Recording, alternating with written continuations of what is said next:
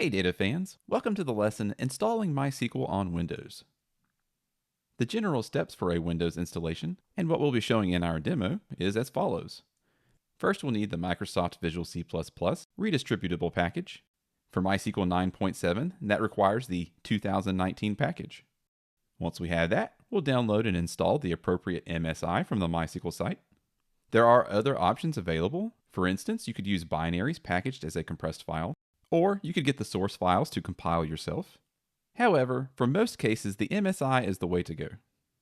Once the MSI is finished, we'll execute the MySQL Configurator, and the MSI will actually prompt us to launch that. When it's all said and done, we'll verify the installation. Let's jump over to our Windows host and get started. Here we are on our Windows server. I'm using Windows Server 2022 because it's one of the officially supported platforms. To get started, let's head over to our web browser, where I've already navigated to the website for the Microsoft Visual C++ Redistributable package.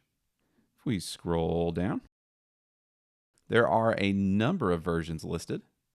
As mentioned before, MySQL 9.7 requires the 2019 package, and as you can see here, the latest one, version 14, is for Visual Studio 2017 through 2026, which means it includes our 2019 package.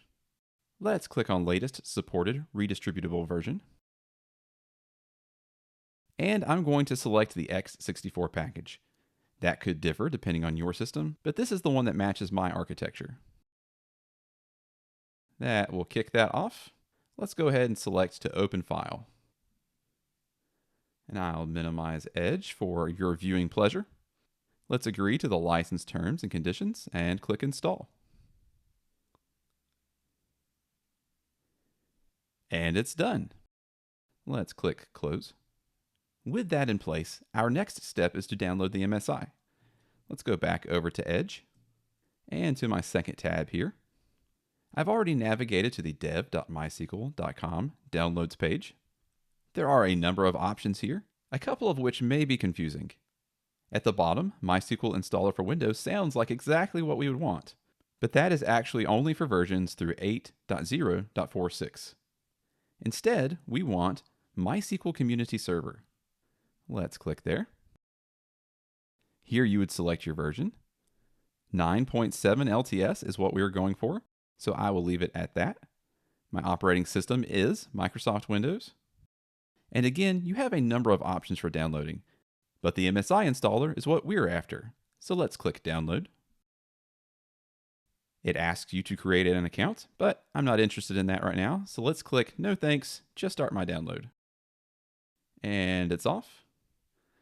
Again, let's click Open File and minimize Edge. And now we can walk through the installer. Let's click Next. I'll accept the license agreement and click Next. We have options for what we want to install, either going with Typical, Custom, or Complete. I'm going to click Typical and click Install. After a very short time, MySQL has finished installing. You can see we have a checkbox to run MySQL Configurator. Let's leave that checked and click Finish,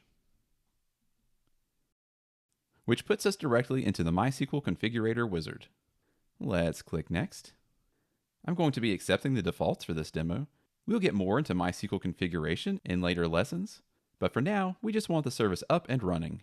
So I'll click Next. As a demo machine, I'll leave it at Development Computer Configuration.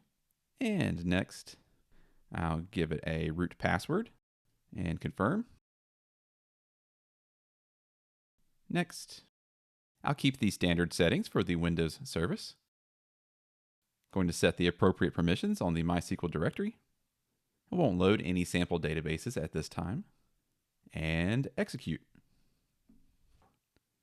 And now our MySQL server has an initial configuration, and Configurator has started the server up. Let's click Next and Finish. With that, let's verify that the service is up and running. I'm going to tab over to my PowerShell window. Let's use the command get service with the name MySQL 9.7 for 9.7 and hit Enter. And here we see we have a status of running for the MySQL service, verifying that we have successfully installed MySQL on Windows.